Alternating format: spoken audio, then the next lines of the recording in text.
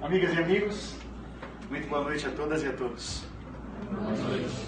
Que bom que vocês fizeram o boa noite de volta. Isso representa conexão, né? Professores, palestrantes, quando dão boa noite e não recebem de volta, parece que a gente está falando para. Falar para é diferente de falar com. Falar para pressupõe distanciamento, né? A gente está aqui no alto do Olimpo do saber e vocês lá embaixo, pobres coitados, sedentos de informação. Não, que nada, a gente está todo mundo no mesmo plano, todo mundo aprendendo, vocês sabem muito mais do que eu em muitas coisas. Eu apenas avancei em algumas estradas que vocês ainda estão começando, mas as muitas outras que vocês dominam eu não domino. Enfim, todos nós somos seres que compartilhamos informações e aprendizados. E somos companheiros nessa jornada de conhecimento, que nunca terá fim. Companheiro, aquele que divide o pão. E dessa conexão é que surge o novo. Então, se eu tenho um pão na minha mão e o outro tem um pão na mão do outro, e nós nos encontramos, nós podemos fazer um banquete com esses pães. Eu dou um pedaço do meu, ele me dá um pedaço do seu, e assim nós vamos nos alimentando com os pães diferentes. Mas quando se trata de conhecimento, o banquete é ainda maior e melhor. Porque quando se trata de conhecimento, quando eu ofereço o meu pão para o outro, e quando eu recebo o pão do outro, nós depois desse encontro saímos com muito mais do que aquilo que tínhamos quando chegamos. Percebem isso? Porque eu saio com o que eu já tinha, mas saio também com aquilo que o outro me trouxe. A partilha do conhecimento é algo fantástico e nós sempre queremos que aqui, esta casa, este espaço, o Instituto Procer, ou a casinha amarela, como muitos gostam de chamar, seja um espaço de compartilhar conhecimento. Entendam Cal aqui na frente como uma pessoa que apenas está, talvez, criando mais dúvidas em vocês do que trazendo respostas prontas. Eu prefiro me sentir como um cutucador, como aquele que dá umas espetadinhas. Eu gosto de me sentir incomodando as pessoas, trazendo talvez reflexões que elas ainda não tinham parado para fazer. Então, PNL não vai ser aquela que responde tudo, assim como a própria filosofia não é aquela que responde tudo. É, antes de tudo, aquela que promove novas perguntas. E nós temos um grande desafio, que é o desafio de valorizar a pergunta. Tudo isso é prólogo para o tema que nós vamos trazer hoje, que é a autoestima, que para mim é um tema importantíssimo. Mas eu quero fazer esse prólogo porque eu acho que, em muitos instantes, as pessoas esperam respostas certas, prontas. E creio que nós aqui vamos beirar talvez 100 pessoas, quando o auditório estiver cheio. Seremos 100 pessoas com 100 pensamentos diferentes sobre 1000 coisas, com 100 ideias diferentes. E não vai haver uma ideia que seja a certa, mas aquela ideia que você tem e com a qual você se acostumou. No momento em que você receba uma nova ideia que talvez surja aqui, não jogue a sua fora. Não, de jeito nenhum. Conserve a sua. Não é porque Cal está trazendo uma ideia nova que você precisa jogar fora a sua. Conserve a sua e coloque essa nova lado a lado, junto. Também, se a minha for muito estranha, que essa estranheza não faça você jogar a minha fora. Ela é nova para você. Então coloca as duas juntas, deixa que elas bailem, deixa que elas se encontrem, que elas dancem juntas. E assim vai ser mais alargado o seu horizonte, vai ser mais agigantado o seu horizonte de percepção. Autoestima.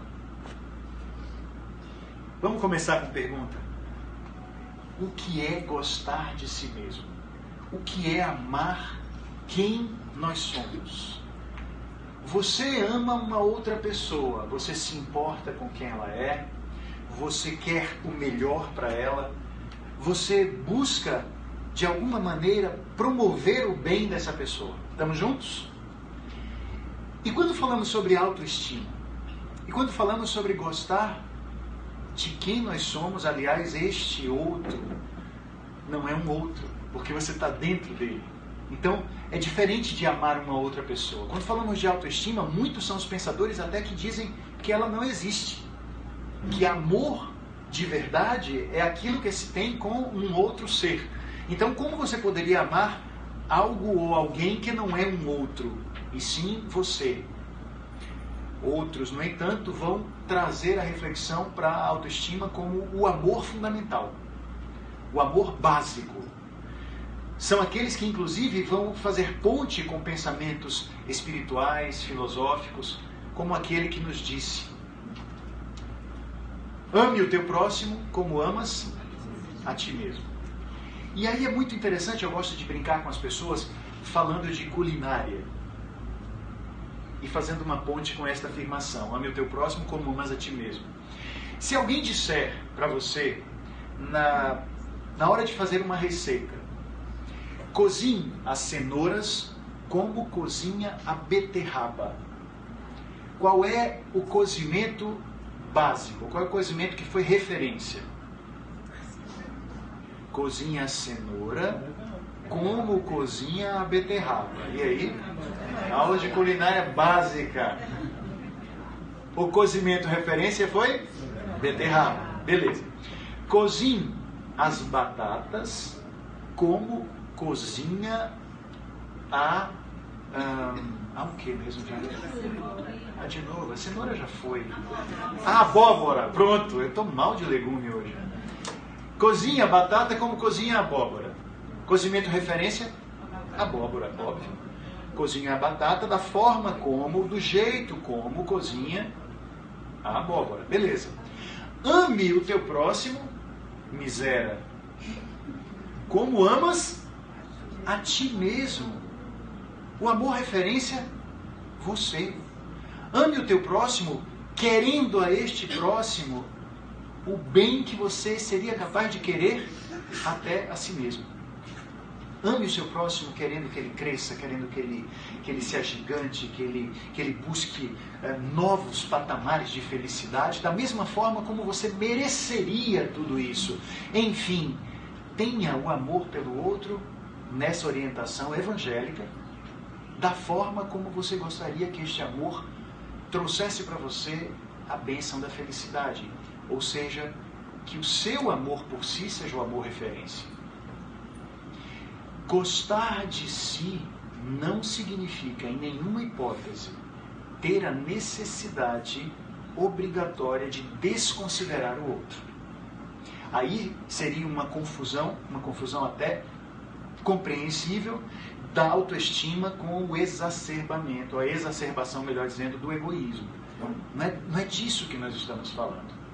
Hoje a gente quer fazer essas distinções, mas mais do que isso eu quero gerar dúvidas, eu quero gerar perguntas a vocês. Perguntas são tão importantes, meus amigos, minhas amigas, que um grande cientista, prêmio Nobel, chamado Eric Kandel, ele é neurocientista, ele teve participações muito importantes nas pesquisas sobre memória, sobretudo, funcionamento do cérebro no aspecto da memória. Eric Kandel, quando ele era muito pequeno, ele teve uma influência da sua mãe que foi muito decisiva nesse aspecto, de tornar-se cientista. Numa entrevista, perguntaram a ele: o que você acredita que foi mais decisivo para que você pudesse se tornar um cientista? Ele disse: quando eu chegava da escola, minha mãe me fazia uma pergunta muito importante.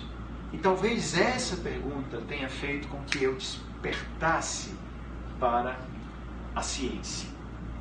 Enquanto muitos pais, enquanto muitas mães, quando os filhos chegam da escola, perguntam algo do tipo: filho, filha, o que é que você aprendeu hoje na escola? O que é que a tia ensinou? O que é que o professor te ensinou? O que é que você aprendeu hoje? Minha mãe perguntava diferente. Ela perguntava: meu filho, quais foram as perguntas interessantes que você fez hoje na escola? Dessa forma, disse Eric Kandel, eu chegava à escola já pensando que perguntas interessantes eu vou fazer hoje na escola para que quando eu chegar em casa eu possa dizer à minha mãe: mãe, fiz tais e tais perguntas. Ou seja, quais foram as perguntas interessantes que vocês fizeram hoje, por exemplo? E é muito difícil, às vezes a gente vai pensar assim: meu Deus, que perguntas interessantes eu fiz hoje. Vocês já pararam para pensar? Hoje, por exemplo, que perguntas interessantes vocês fizeram hoje a alguém, à vida, a si mesmo? Eu sempre tenho esse burburinho e umas caras de assim, eu não fiz pergunta hoje, nem me lembro que perguntas eu fiz, nem me lembro se elas foram interessantes. Mas que tal amanhã a gente começar a pensar nisso? Que perguntas interessantes nós podemos fazer hoje? E lembrem que as perguntas interessantes, elas não precisam ser perguntas carregadas de julgamento. Aliás, elas não podem ser perguntas carregadas de julgamento. Muitas dessas perguntas que são absolutamente cheias de preconceitos ou de julgamentos acabam detonando a autoestima dos demais, daqueles que te escutam. Vamos imaginar que eu chegue para um filho ou para uma pessoa que eu conheça e diga algo do tipo: não já está na hora de você largar esse trabalho de idiota e começar a fazer alguma coisa que preste? Essa foi uma pergunta, só uma pergunta. Mentira, não foi só uma pergunta. Essa foi uma construção de comunicação carregada de quê? Juízo, julgamento, né? Menos-valia para aquilo que para o outro poderia ser importante. Então, em muitos instantes, as nossas perguntas não são limpas, não são neutras. Elas podem ser carregadas de julgamento, carregadas de preconceito e acabam detonando também a autoestima daquela pessoa que escuta. Nós vamos enveredar agora para perceber alguns aspectos interessantes que constroem a autoestima ou que são, digamos, pedaços importantes da autoestima. Um deles é justamente este primeiro auto, que é o autoconhecimento.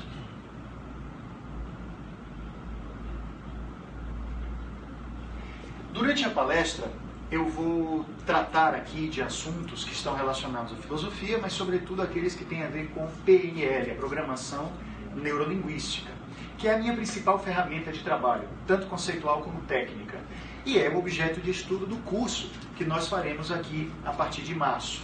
Vocês devem ter recebido o material, né? E as pessoas que estão nos acompanhando aqui nas redes sociais, se quiserem mais informações, basta acessar o nosso site, que é o www.calmascarenhas.com.br.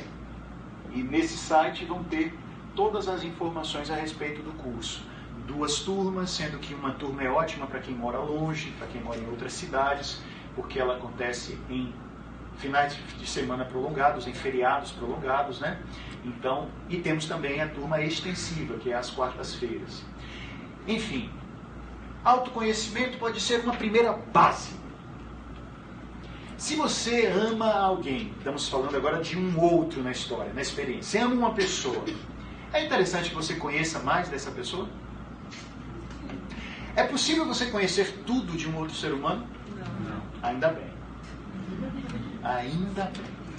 Porque eu não sei o que aconteceria se vocês, diante daquele ser tão amado, você conhecesse tudo desta pessoa. O desamor poderia rolar. Porque há coisas que fazem parte do mundo íntimo de alguém, e este mundo é deste alguém. Não permite, e é bom que isso não seja possível, que este mundo íntimo não permita a intromissão de outras pessoas. Todos temos um mundo íntimo, todos temos o direito a ter um mundo íntimo. Eu já percebi em alguns instantes casais que exigem que o outro conte qual foi o sonho que teve.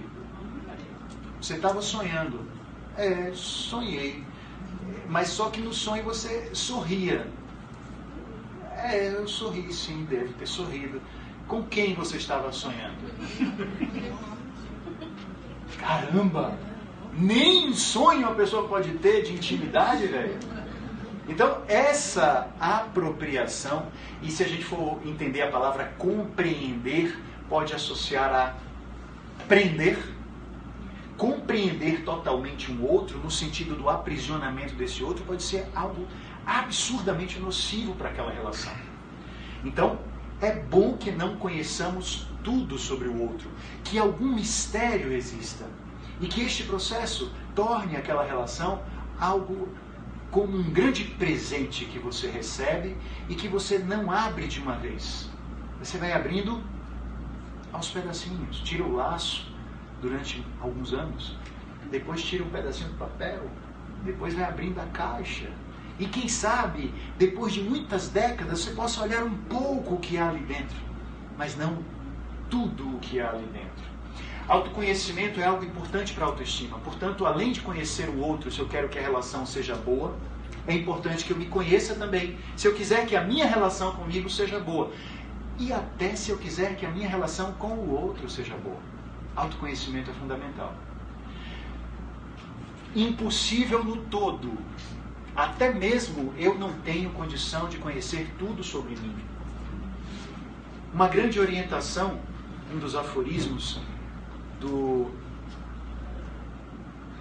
que Sócrates tanto se apropriou para ensinar para nós, e através de Platão, que trouxe a sua filosofia para nós, o pensamento do oráculo de Delfos, um dos muitos aforismos, que era: conhece-te a ti mesmo. Para alguns, a forma correta do português seria conhece a ti mesmo. Porque se você diz conhece-te, já está, né? Seja lá como for, não sei se a tradução do grego para o português tinha que ser essa mesmo. Conhece-te ou conhece a ti mesmo. Saiba quem você é. Viaje para o mundo de dentro. Um dos pontos importantes dentro do curso de PNL é abrir espaço para essa coragem, que muitos ainda não têm, de olhar tudo mais que existe dentro de si. Porque às vezes a gente vai olhar as coisas que tem dentro, tem coisa que a gente não gosta muito de ver. É ou não é? Tem coisas dentro de mim que eu gosto de ver. Ah, que massa, que bacana. E há coisas dentro de mim que eu digo, meu Deus, o que é isso? E essas coisas também são minhas. E é importante que eu as acolha. Que eu perceba que eu tenho luz e que eu tenho sombra. E que a sombra faz parte de mim também. E que a sombra também tem ouro puro. Como dizia Carl Gustav Jung. A sombra tem ouro puro. Há muita coisa brilhante na sombra que apenas precisa de luz. Que apenas precisa de um olhar mais atento para que ela possa aflorar e tornar-se algo muito produtivo, muito enriquecedor para a nossa vida. Hoje, por exemplo, a gente percebe formas de julgar as emoções. Se eu estou triste, eu estou com um problema. Será que se eu estou triste, se por algum motivo a tristeza bateu à minha porta, eu preciso me sentir um fracassado, um inútil, uma pessoa ruim porque a tristeza está comigo? Ou será que a tristeza é algo que faz parte da nossa humanidade? Assim como a raiva, assim como o medo, e que todas essas emoções, quando elas aparecem, elas não são boas nem ruins. Talvez bom ou ruim seja o que você faz com elas.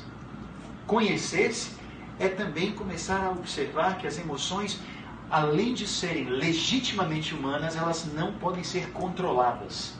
Em programação neurolinguística, nós pedimos licença a esse termo controle emocional. Não falamos controle emocional. Nós falamos administração das emoções. Gestão emocional. É observar a emoção e fazer algo útil com elas. Mas nunca dizer que a gente pode controlar. Quem já sentiu uma raiva de sopetão? Ela surgiu. Aconteceu algo, você ficou com raiva. Raivinha ou raivona? Aí você diz, eu tinha que ter controlado. Velho, quando ela surge, ela surge. Olhe para ela, é o que você pode fazer. Saiba o que você vai, como você vai administrar essa raiva. Mas dizer que, eu posso controlar quantas vezes vou sentir raiva, quantas vezes vou sentir tristeza, quantas vezes vou sentir medo em meu dia, de jeito nenhum. Você é gente, você é humano. Aí, como é que a PNL pode nos ajudar nesse processo? Se eu olho para mim e no processo de autoconhecimento eu descubro que tenho emoções muito desencontradas, que eu gostaria de mexer, beleza. Você vai fazer exercícios que vão te ajudar a administrar melhor essas partes internas. Para a PNL, dentro do nosso mundo de dentro, existem subpersonalidades. Gente, quando eu faço essa cabeça aqui, nas minhas aulas, os meus alunos, quando faço, fazem assim, que acham bonitinho, tá? Então eu vou fazer de conta que ainda não fiz, estou terminando, hein? Terminei. Muito bem. Ok, obrigado. Dentro de nós existem uns euzinhos. A neurolinguística chama esses euzinhos de partes ou subpersonalidades. Cada uma dessas partes, cada uma dessas subpersonalidades, às vezes assume papéis e às vezes estão relacionadas com as emoções que sentimos. Conhecer o mundo de dentro é conhecer esses pedacinhos que são infinitos e conhecer as emoções que eles produzem, as crenças que eles têm. Às vezes, um desses eus ou uma dessas subpersonalidades assume a liderança em alguma circunstância da nossa vida. Essas subpersonalidades têm algumas que fazem a gente viver uma vida muito bacana. Temos ações muito legais, sentimentos muito nobres, vontades muito alinhadas com o senso comum do que é bom, do que é legal. E outras subpersonalidades são aquelas da pá virada, sabe? Aquelas que fazem a gente fazer coisas que não gostaria de fazer, pensar coisas que não gostaria de pensar, dizer coisas que não gostaria de dizer e sentir coisas que não gostaria de sentir. Já se pegaram fazendo uma coisa ou dizendo alguma coisa, você é um gentleman ou uma lady, você é uma pessoa refinada, uma pessoa, sabe, educada, e de repente não se sabe como você virou um barraqueiro, uma barraqueira. Saiu do salto. Você perdeu sua fineza. A fineza foi pro ralo. Você virou uma coisa esquisita, disse umas coisas horrorosas, de um jeito intempestivo, e depois que você fez isso, quando o sangue esfriou, o que é que vem, galera? Um arrependimento, culpa, chateação. Algumas pessoas pegam um chicote da autoflagelação e ficam, né? Eu não presto, para que eu disse aquilo? A pessoa não merecia. Não vai adiantar nada essa autoflagelação. Há quem chegue até a dizer assim, olha, não fui eu. Não fui eu. Foi uma coisa. Baixou um negócio. Foi um encosto. Foi um demônio, um espírito obsessor, uma coisa ruim que se aproximou de mim. É muito comum pessoas dizerem, não optando pela descrição ou explicação transcendental, dizem coisas do tipo, era como se eu estivesse fora de mim. É como se esse eu, essa essência tivesse saído, o lado corpo ficou oco e alguma coisa entrou e... né? Então, eu estava fora de mim. Vai haver até quem diga, eu estava fora de si. Mas tudo bem. Seja lá como for, é uma explicação carente de quê? De base, de reforço naquilo que nós estamos estudando. Por quê? Se nós imaginamos que uma dessas subpersonalidades assumiu a liderança e fez você fazer aquilo, não era algo fora de você, era algo dentro de você. Que se você tivesse autoconhecimento um pouquinho melhor, já poderia perceber que coisa é essa? Que coisa é essa que você tem e que faz você agir dessa forma às vezes? Por que não conversar com essa parte? Por que não trazê-la de dentro para fora e procurar mudar alguma coisa dentro dela? E alguns exercícios, técnicas que nós fazemos dentro do curso nos ajudam a isso. É você entrando em contato com o mundo de dentro. Tirando máscaras. Existe um texto muito interessante do Khalil Gibran, que gosto muito. Gibran escreveu coisas memoráveis. Há muitas pessoas que conhecem o trabalho do Gibran pelo livro O Profeta. É dele uma metáfora muito bonita que está neste livro, que fala sobre pais e filhos. Quem lembra? Que os pais não são donos dos filhos, assim como o arco e a corda não são donos das flechas. O arco e a corda servem para fazer as flechas seguirem a sua jornada, o seu propósito. E os pais são assim com os filhos. Essa é uma explicação metafórica, poética, muito boa do Gibran. Mas existe um outro texto do Gibran que gosto muito e que chama-se Perguntais-me como fiquei louco.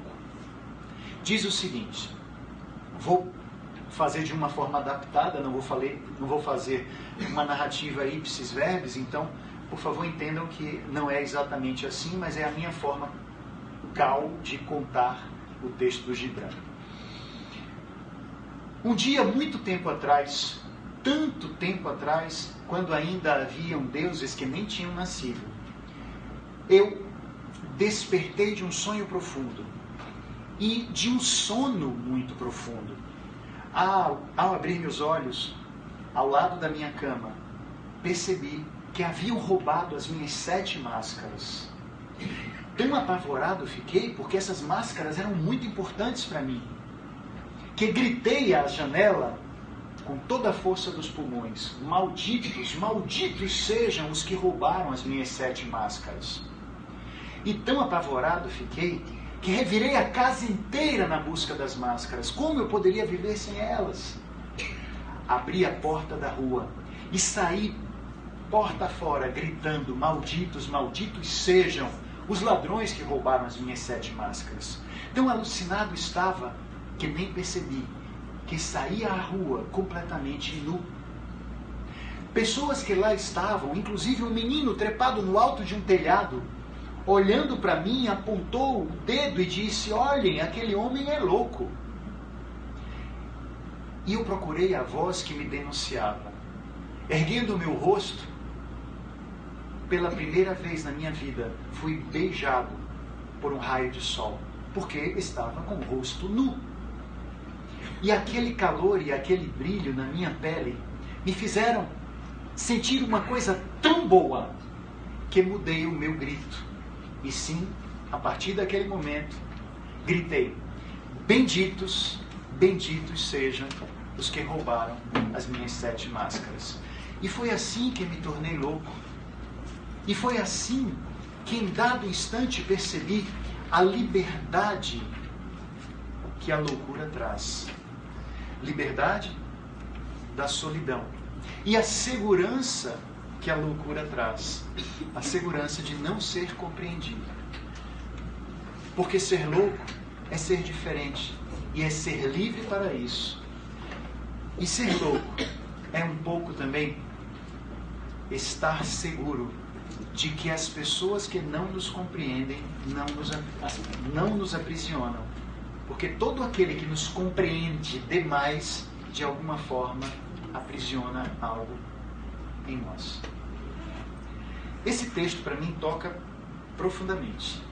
Porque em muitos momentos, quando nós estamos buscando autoconhecimento, descobrimos coisas estranhas. E às vezes a nossa tendência é dizer que se isso é estranho ao mundo, isso é ruim. Às vezes isso pode ser estranho ao mundo e ser maravilhoso, ser incrível. Às vezes temos coisas que não são boas mesmo. E cabe a nós um pouco de neutralidade para reconhecer quando temos percepções de coisas que precisam mudar em nós. Ai de nós se só percebermos as coisas positivas, não é, gente?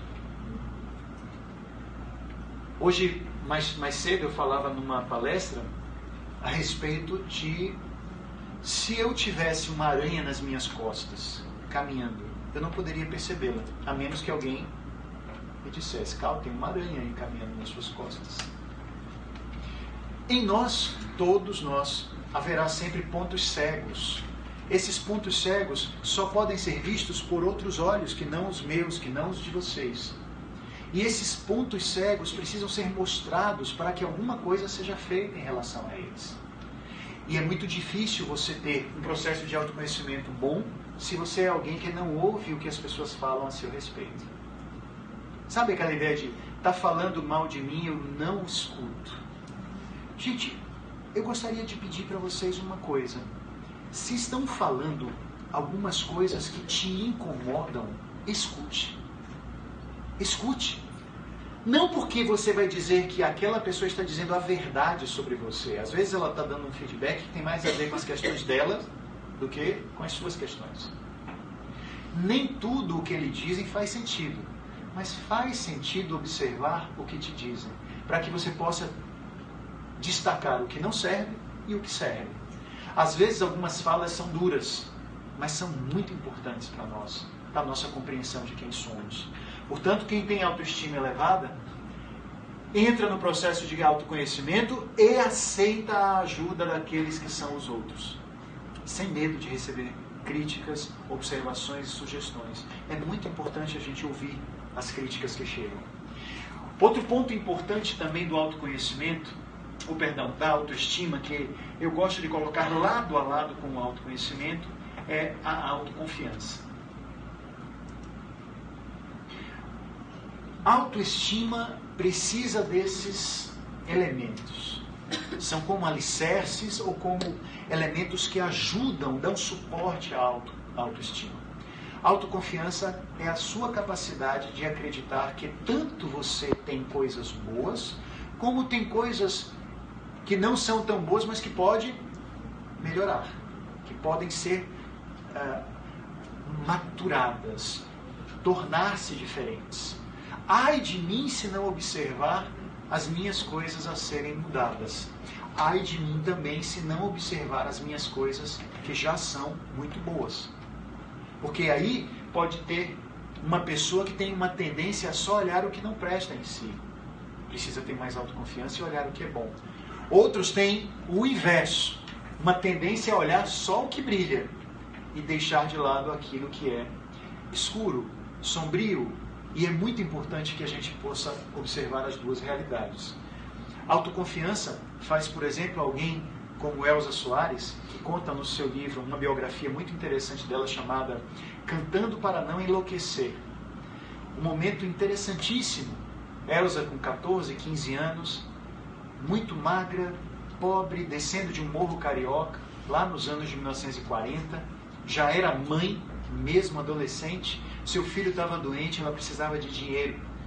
E ela desce o morro para ir para a Rádio Nacional, porque havia um programa de novos talentos, um programa de calouros, que naquele tempo não acontecia em televisão, mas acontecia em rádio, e era um dos programas de calouro mais importantes do Brasil. Quem conduzia esse programa era o próprio Ari Barroso, nome máximo da música brasileira naquela época. E assim, chegavam os calouros inscritos naquele dia, naquele programa, eles eram chamados pelo nome, iam até uma espécie de palco, havia, mesmo sendo um programa de rádio, havia plateia, e Ari conduzia a orquestra para a pessoa se apresentar. Pensem, aquelas moças e rapazes bem vestidos, se apresentando, cantando, e de repente chega Elza. E chega a Elza, que estava com 2 Marias Chiquinha, cabelo desgrenhado, a roupa era da mãe, que ela tomou emprestada, mas ela estava pesando 35 quilos, a roupa era grande demais e ela teve que dar dobras no vestido e prender com umas presilhas, o sapato maior do que o pé, enfim, uma coisa estranha. Quando as pessoas viram aquela menina naqueles trajes estranhos chegando, começaram a gargalhar, riram muito dela. E o próprio Ari Barroso olhou para ela e disse: minha filha, o que é que você veio fazer aqui? E aí ela disse: seu Ari, eu vim cantar. E Ari perguntou: quem disse a você que você canta? E as pessoas gargalhavam. E ela disse: eu, seu Ari, eu canto e eu quero cantar. E aí ele perguntou algo ainda mais ferino, algo mais doloroso. Ele disse para ela: minha filha, de que planeta você saiu? Ela olhou bem fundo nos olhos dele. Imagine uma menina de 15 anos, pobre, descendo de uma comunidade do Morro Carioca, com aquelas roupas estranhas, mas olhou para aquele homem, que era o maior nome da música brasileira no momento, e disse assim: eu saí do mesmo planeta que o senhor saiu, planeta Fome. lembrando a ele que ele também tivera uma infância muito pobre. E disse: eu saí do planeta Fome, seu Ari, e quero cantar. Ele calou e foi até a orquestra, puxou a música e de repente, quando Elza abriu a boca, foi espantoso. Com aquela voz que vocês conhecem muito bem, que tem um timbre diferente, aquela coisa rouca e aquela forma de cantar visceral e hiperafinada, diferente de tudo e fantasticamente bem colocada, musicalmente falando. Depois que ela terminou de cantar, as mesmas pessoas que riram dela estavam agora aplaudindo de pé. E o próprio Ari Barroso se aproximou dela, deu-lhe um abraço e disse para todos aqueles que estavam ali, aqueles que estavam ouvindo pelo rádio: nós todos hoje testemunhamos o nascimento de uma grande estrela. É preciso muito o quê, gente? Autoconfiança. Precisa muita autoconfiança para você dizer: eu posso, eu consigo, eu vou. É possível para mim, eu tenho condição. E ela tinha condição. Ela tinha condição. Então, esse componente da autoconfiança, ele está lado a lado com autoconhecimento, né? Porque há muita gente, por exemplo, que pode ter uma autoconfiança espantosa, mas não se conhece o suficiente para saber que não é nada disso. Já imaginou você ir para um hospital, se submeter a uma cirurgia, e o médico que vai fazer a sua cirurgia, ele tem uma autoconfiança imensa, mas zero de autoconhecimento? Não conhece o que ele sabe, não conhece o que ele não sabe, mas tem uma autoconfiança: me dá aí que eu faço de olhos fechados essa cirurgia. É muito perigoso pessoas com a autoconfiança lá em cima e com autoconhecimento muito baixo. Essas duas realidades precisam estar bailando juntas. Outro ponto importante que alicerça a nossa autoestima: propósitos. Objetivos de vida, buscas, coisas que você quer alcançar. E tem mais: não se submeter aos bombardeios de propósitos que não tem nada a ver com você. E mesmo assim gostar de si mesmo. O que você está falando, Calma? Vamos lá. Você nunca pensou em ter determinada coisa, mas a mídia, as propagandas, seus amigos, sua família ficam bombardeando você, ou a própria empresa na qual você está, que você precisa ser assim ou precisa ter determinada coisa. Você tem que ter esse objetivo. Porque todo mundo tem esse objetivo. Por que você não vai ter? Só que esse objetivo não tem nada a ver com você. Nada a ver com você. É importante que você saiba quais são os propósitos seus. Quais são os objetivos seus. Às vezes a gente não quer ser uma pessoa maravilhosa, espantosa, que vai conseguir mudar os rumos da humanidade. Tem gente que diz que todo mundo tem que ser assim. Eu digo que... Não, às vezes a pessoa pode ser apenas alguém que quer ser feliz no seu âmbito.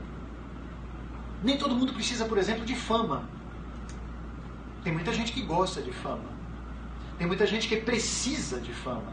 E tem muita gente que está achando que precisa, porque todo mundo está dizendo que ela precisa. Aí de repente você diz assim: puxa bicho, eu troco fama por tempo livre. Eu troco fama por mais amigos. Eu troco fama por ter a chance de ler os livros que eu quero, de caminhar na praia, de cuidar de mim.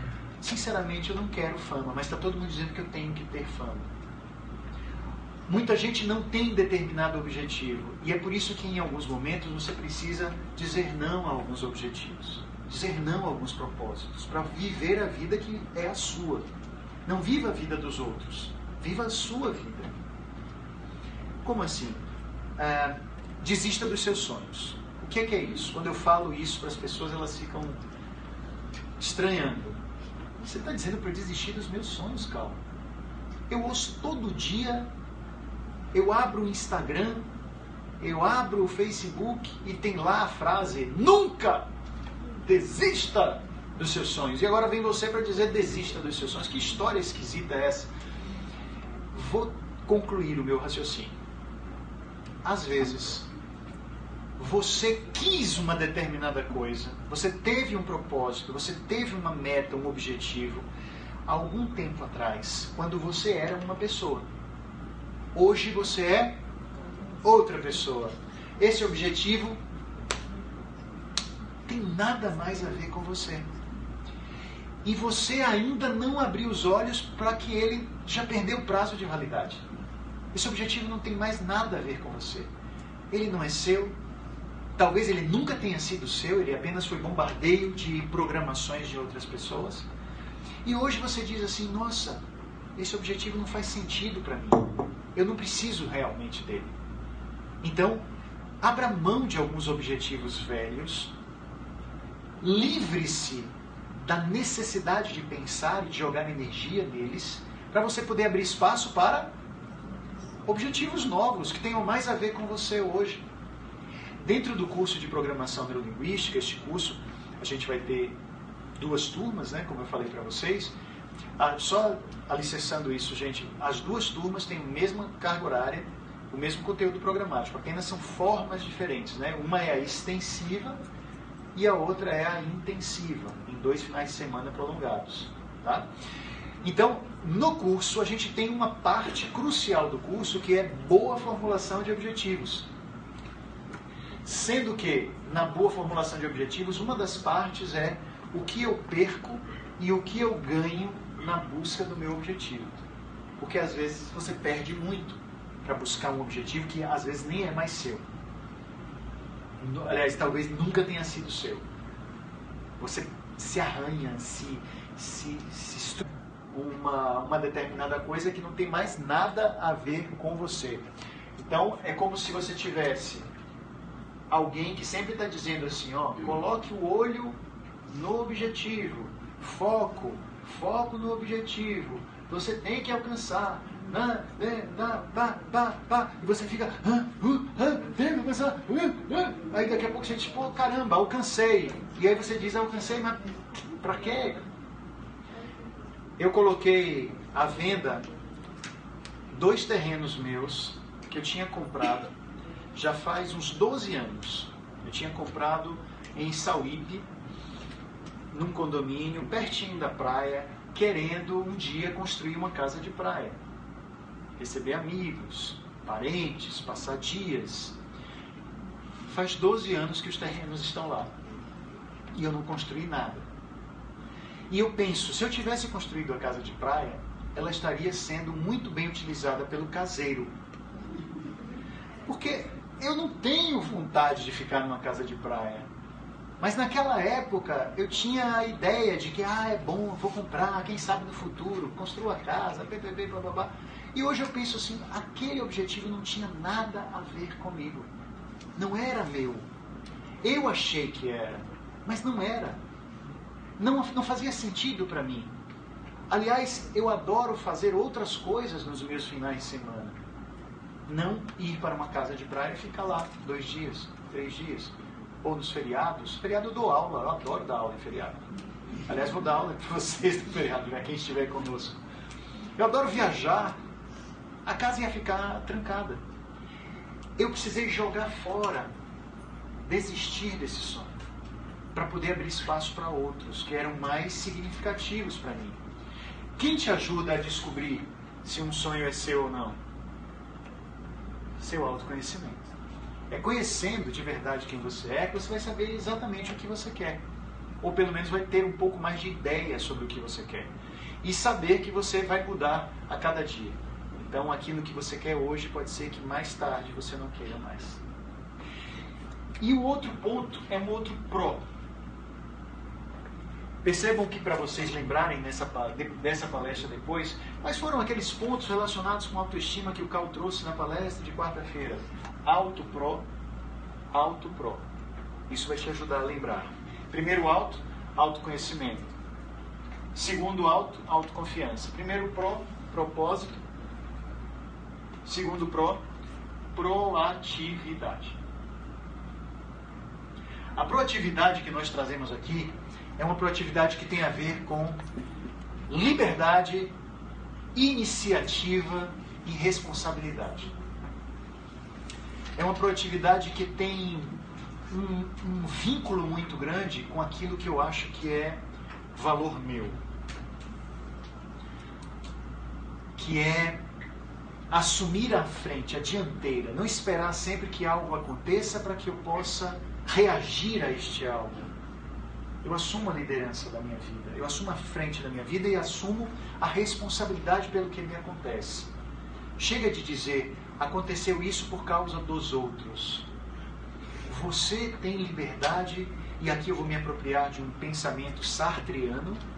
Jean-Paul Sartre, grande filósofo francês, traz alguns tipos de contribuição muito importante para a filosofia de um modo geral, e a programação neurolinguística abraça algumas dessas ideias, de um jeito próprio, mas abraça. Uma dessas ideias é, você tem total liberdade. Mais que isso, você é um ser condenado a ser livre. Esse é um pensamento sartreano que me toca profundamente. Você é um ser condenado a ser livre. Como é isso? Como alguém tem a coragem de colocar a palavra condenado junto com a palavra livre? É porque Sartre não quer dizer que a liberdade é sempre uma coisa boa. Vocês já perceberam que os bichos às vezes são mais felizes porque eles não são livres?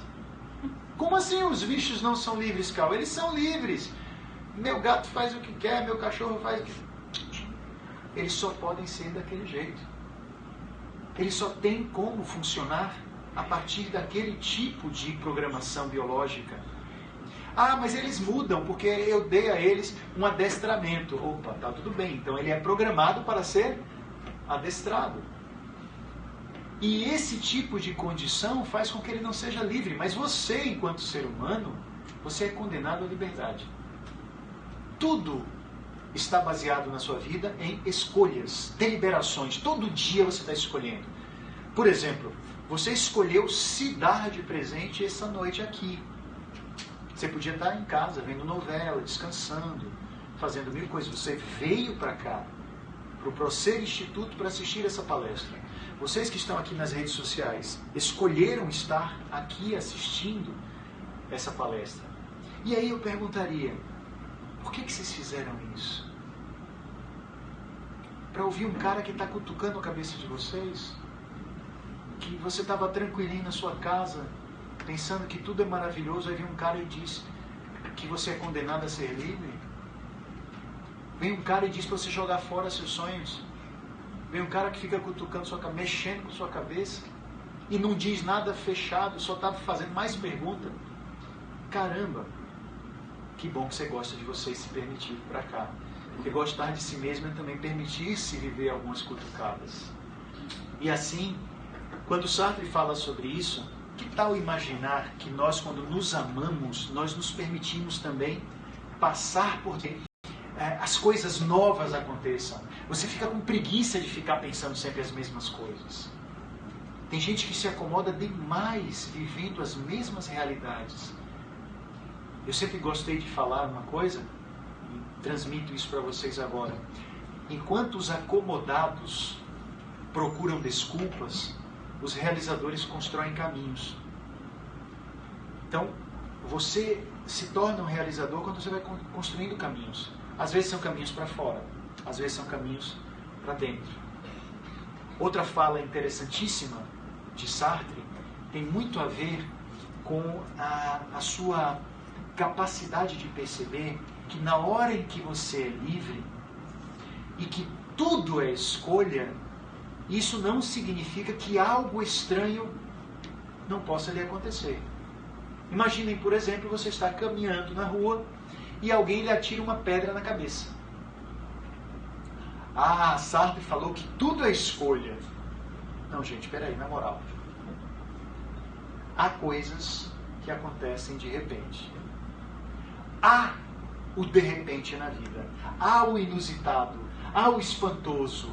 Há o que não é esperado. E aí você vai precisar estar preparado, preparada para lidar com isso. Vai ser escolha sua ainda o que você vai fazer com a pedrada. Você não podia escolher a pedrada, mas você pode escolher o que você vai fazer com ela. Como assim? Por exemplo, eu recebi a pedrada, doeu, machucou. Eu vou escolher passar agora a minha vida dentro de casa. Não saio para mais nada, porque o mundo é um lugar perigoso. Isso foi uma escolha. Ah, eu escolho caminhar agora de capacete. Eu não sou besta. Vou andar em todo lugar agora de capacete. Ou, eu escolho agora subir num prédio com um saco de pedra e tacar pedra na cabeça dos outros. Enfim, você pode fazer algo com aquilo que lhe acontece. Sartre disse, quando você não pode escolher o que lhe acontece, você pode escolher o que fazer com aquilo que lhe acontece. Você teve uma família que não deu a você o amor que você gostaria, ou que você pelo menos não compreendeu assim? Não passe a sua vida reclamando disso. Faça alguma coisa com isso, porque a liberdade é sua. Você não pode escolher os pais que você teve, mas você pode escolher o que você vai fazer com a vida que eles lhe ofereceram. Ah, eu não posso escolher como nasceu o meu filho. Tudo bem, mas você vai escolher o que você vai fazer a partir daí. Como você vai lidar com a realidade desse filho, dessa filha. Eu não tenho como escolher a maneira como o meu chefe me trata. Mas você pode escolher o quê? Como você vai reagir a esse tipo de comportamento dele. Tudo isso tem a ver com autoestima. Porque se eu me gosto, eu posso escolher com mais propriedade. Sabe aquela pessoa que diz assim, eu estou num casamento miserável, e se coloca na posição de vítima. Ela é uma bruxa, ele é um demônio, mas ruim com ele, não é? Ruim com ela, pior sem ela. Ruim com ele, pior sem ele. Sofro o diabo na mão dessa pessoa. Mas... E aí reclama. Se vitimiza. Porque esta é uma posição muito confortável de pessoas que não têm autoestima elevada. Tornar-se vítima, reclamar. Cabe aqui uma outra história que gosto muito de contar. Era uma vez um homem dirigindo o seu carro numa estrada bastante deserta. De repente ele percebe que o tanque de combustível está quase no finalzinho. Fica preocupado. E lá adiante ele percebe um posto de gasolina. E ele vai parar, frear nesse posto. Por favor, me ajudem com a sonoplastia da história, tudo bem? Era uma vez um homem dirigindo por uma estrada deserta. E de repente ele percebe um posto de gasolina e freia.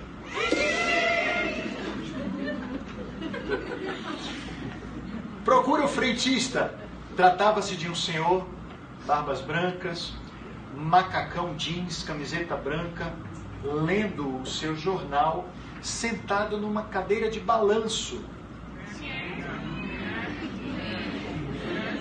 E ele disse, senhor, por favor, gostaria de abastecer meu carro.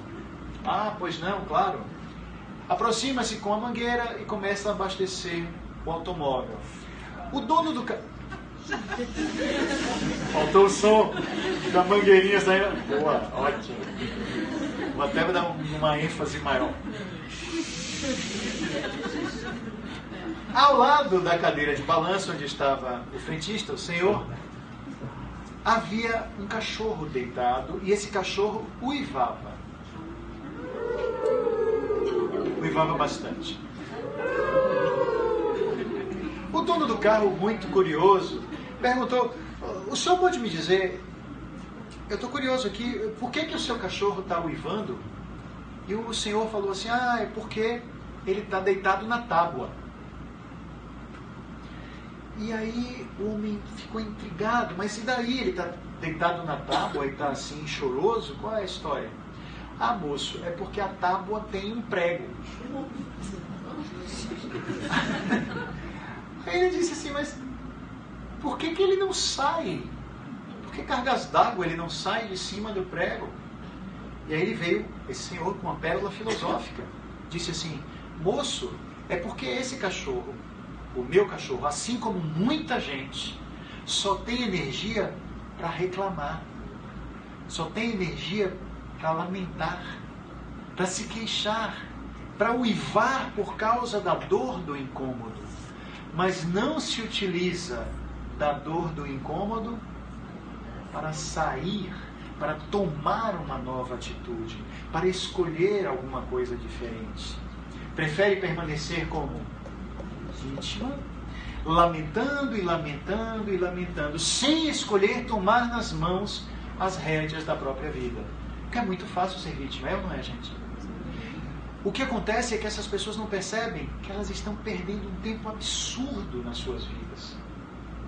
Um tempo absurdo. Elas já poderiam começar a fazer alguma coisa diferente. Em vez de queixar-se do casamento que está ruim, por que não dar um fim a ele? Por favor, entenda, dar um fim ao casamento não significa pedir o divórcio. Significa mudar a forma como isso está acontecendo. Às vezes é o divórcio. Às vezes é uma conversa que vai definir caminhos, que vai definir o que você pode e o que você não pode, o que você permite e o que você não permite, o que é bom e o que não é bom para você.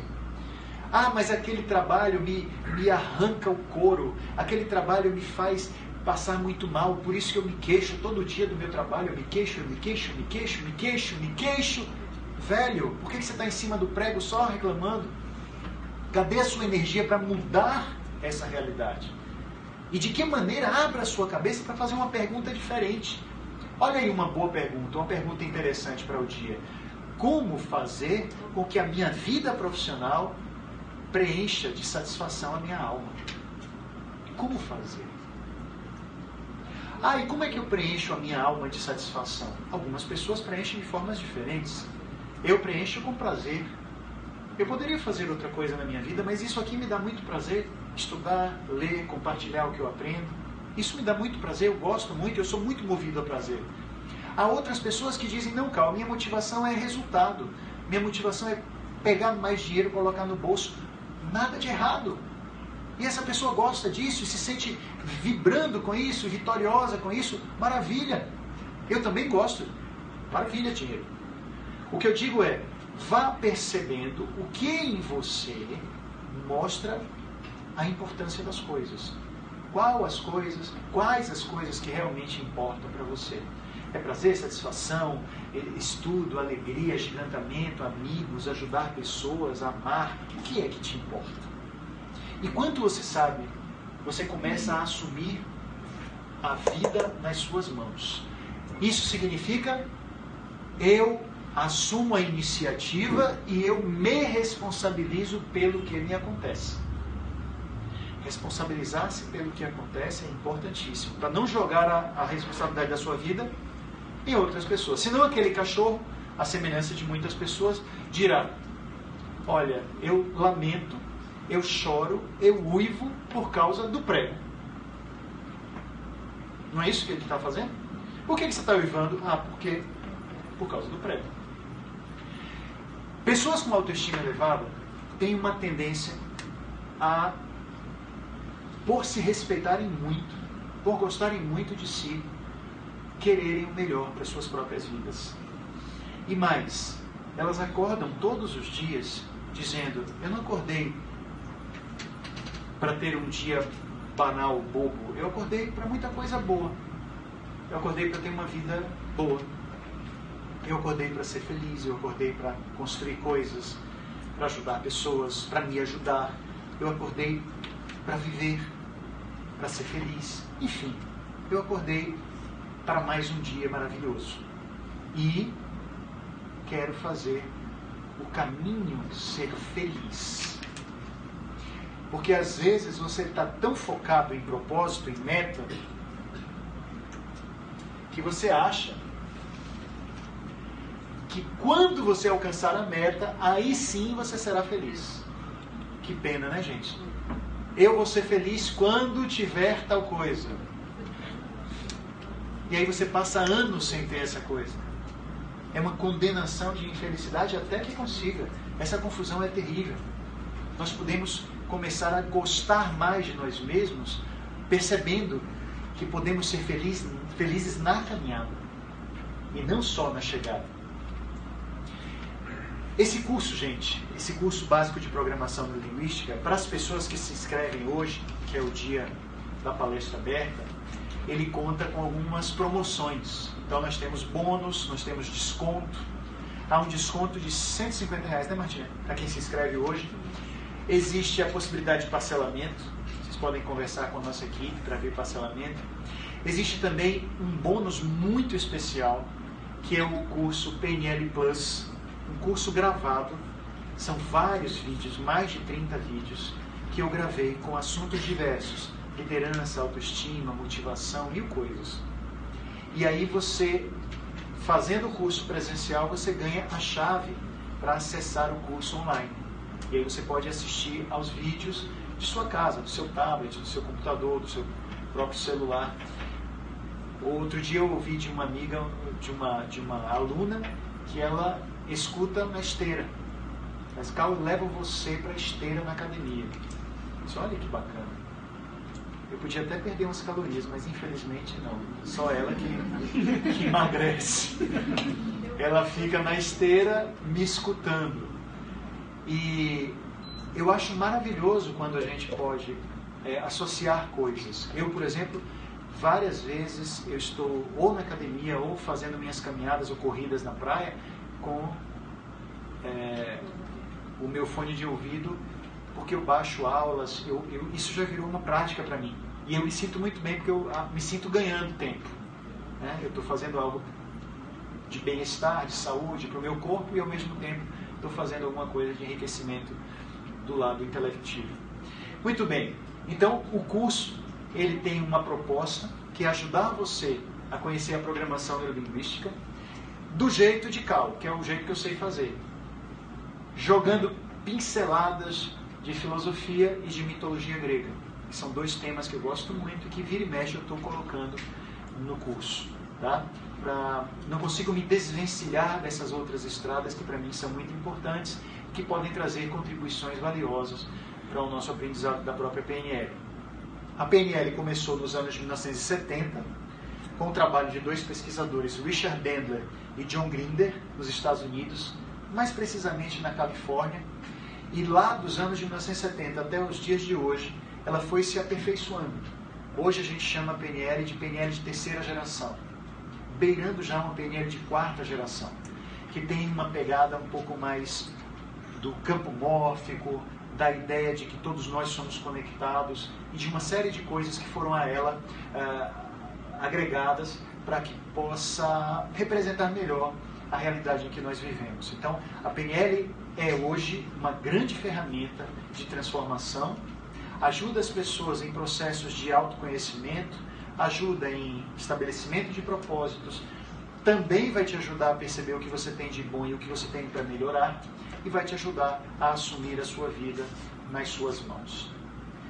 Para fechar a nossa palestra, e quando o palestrante avisa que vai fechar, ele gosta de ouvir um muxoxo na plateia. Para fechar a nossa palestra, eu quero lhes contar um caso, rapidamente, que fala de um homem que tinha um grande prazer na vida, que era pescar. Ele gostava, inclusive, de pescar à noite. E aí, nesse dia, ele estava pensando, pô, à noite eu vou pescar, vou fazer uma boa pescaria. Ele gostava de pescar sozinho. E ele gostava de pescar no seu barco à vela. E aí, à noite, ele resolveu ir para a praia e percebeu que aquela noite não estava muito boa para pescaria. Porque não havia vento nenhuma brisa, não havia lua nem estrelas, uma noite bem estranha, bem escura, e mais que isso, uma neblina terrível, muita neblina. Ele não conseguia enxergar nada. Ele disse, puxa, perdi essa noite de pescaria, não vai ser possível. E até convidar alguns amigos para irem pescar comigo, mas impossível, não tem condição. Aí ele resolveu caminhar pela praia e nesse processo ele tropeçou em alguma coisa. Abaixando-se, ele percebeu que tratava-se de um saco cheio de pedras.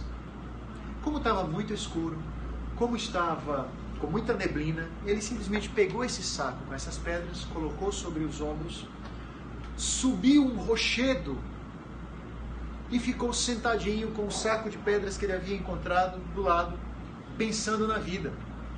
E toda vez que ele pensava em alguma coisa que ele não gostava, alguma coisa ruim da sua vida, ele pegava uma dessas pedras e com toda a força ele atirava o mais longe possível dentro da água. O mais longe possível. Então ele lembrava de coisas complicadas. Poxa, eu estou aí com as prestações da minha embarcação para pagar, está difícil. Aí ele pegava, imaginava que isso era a realidade financeira e com toda a força ele jogava o mais longe possível. Aqui nós vamos estabelecer o contrato da sonoplastia, sendo que há 2 sons. O som da pedra cortando o espaço e o som da pedra caindo na água. Vamos fazer o seguinte, esse lado aqui é a pedra cortando o espaço. Vamos ouvir um som bem legal da pedra cortando o espaço. E esse lado aqui é a pedra caindo na água, beleza? E a pedra caindo na água é... Bom. Posso fazer de novo? A pedra caindo na água. Pedrão. Então ele pensava numa dificuldade. As brigas que eu tenho com a minha sogra. Pegava a pedra, pensava... Não é que a pedra fosse a sogra.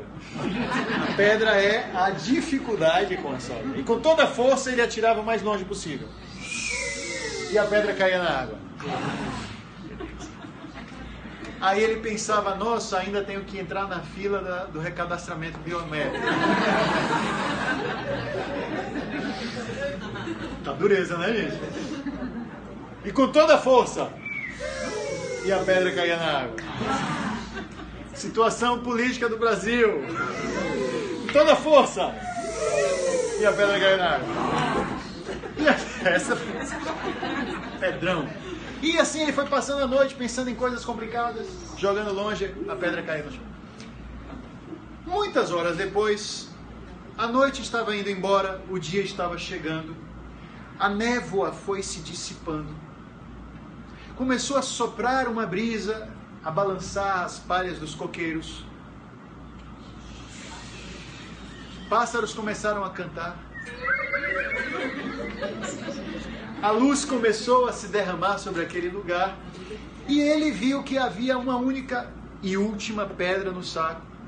Ele foi pensando alguma coisa, quando ele olhou, agora que não tinha névoa e agora que tinha luz, e percebeu que tratava-se de uma imensa pepita de ouro. E aí ele foi, naquele momento, meio que dividido em 2 pedaços.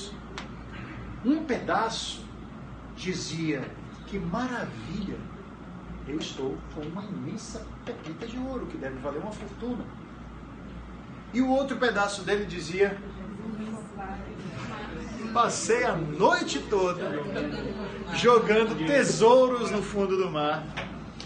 E aí a gente diz, bom, as 2 sensações e impressões sensoriais são legítimas. Todas 2 são muito legítimas, carregadas de afetos legítimos. Mas ele também vai ter que escolher. Lamentar pelo que aconteceu e viver lamentando? Ou ele vai dizer que tem uma coisa muito valiosa nas mãos e que pode aproveitar essa coisa maravilhosa nas mãos. Quem sabe com essa ele consegue até comprar um equipamento de mergulho para poder ir buscar as outras. Enfim. Às vezes nós temos muita coisa boa já nas nossas mãos.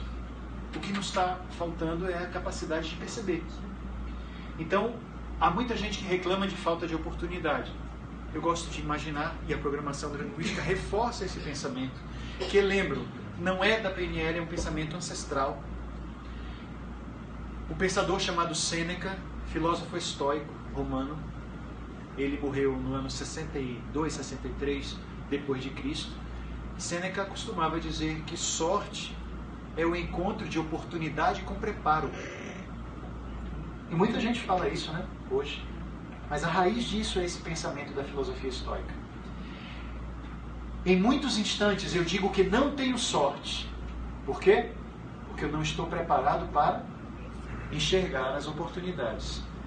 Se eu quero enxergar oportunidades, é importante que eu comece a me preparar. Livros, cursos como esse podem ser grandes tesouros, amigos.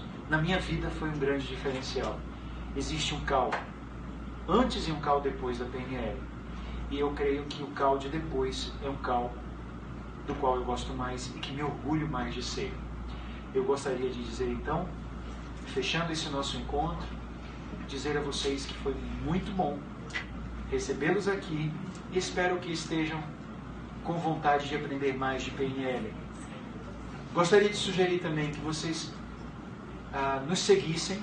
Procura CAL Mascarenhas no Instagram, Facebook, no canal do YouTube, onde tem muito material bacana, aulas, vídeos, e que vocês possam tomar uma decisão para conhecer um pouco mais de PNL. Eu creio que não importa o que você faça, qual seja a sua linha de trabalho, ou se você nem quer PNL para o seu trabalho, para a sua vida profissional, mas quer PNL para você, muita gente tem procurado PNL para se tornar uma melhor pessoa, e não obrigatoriamente um melhor profissional.